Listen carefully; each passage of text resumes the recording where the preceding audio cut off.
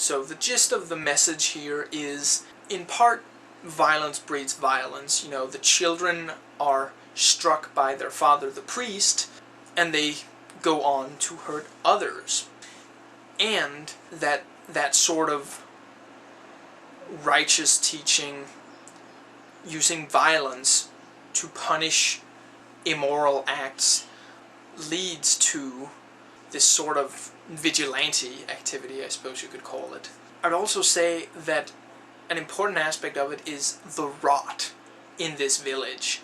You know, I don't personally think it was coincidental that the death of this low-class woman was on account of a rotten floor.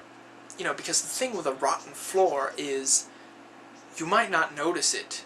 If you don't look closely, you might not notice it until someone falls right through it. And it's a lot like that with societies sometimes. If you look really closely, you can tell that something isn't right. There are some people doing things that they really shouldn't be doing, but it can still go ignored for a long time.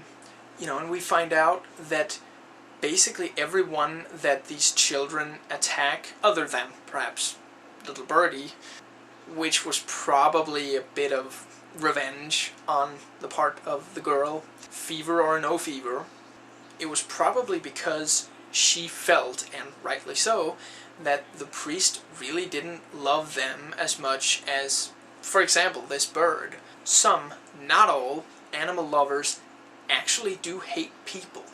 This appears to have been true of Hitler himself, and, in general, several Nazis. Anyway, essentially everyone that the children harm had done something immoral, something wrong.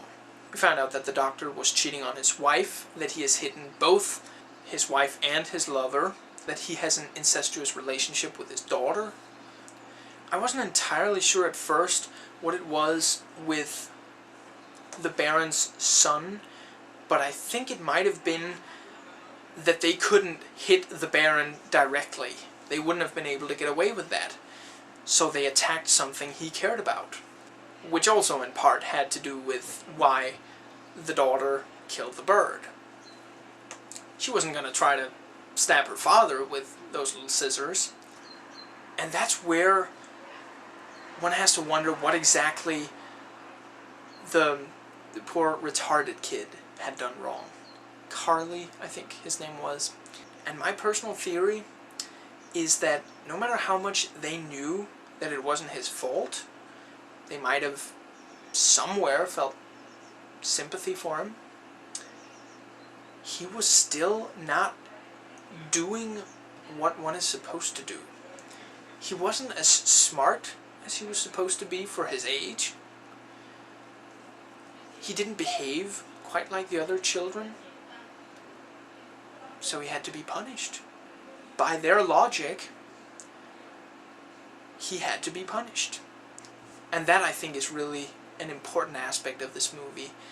And I can't think of any other movie that has really so eloquently expressed that. To sum it up, a neurotic urge to cleanse all sin, all evil, will inevitably lead to attacking those who are weak, regardless of whether it's at all their fault. Part of the point of the film is that this is indeed the generation that grew up to be Nazis. But, and this is important, the director has also said that it is not meant to be limited to those. It's any group that is like this.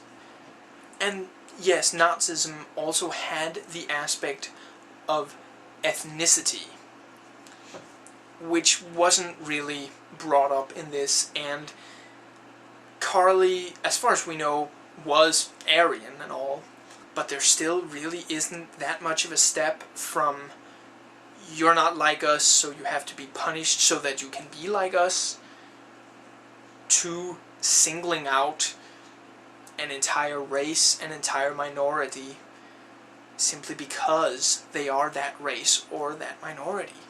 And that's where I think this movie is absolutely invaluable. I hope as many people as possible see it, and I hope that it resonates with as many of them as possible. Those were my thoughts on The White Ribbon. I hope you enjoyed it. I will see you next time.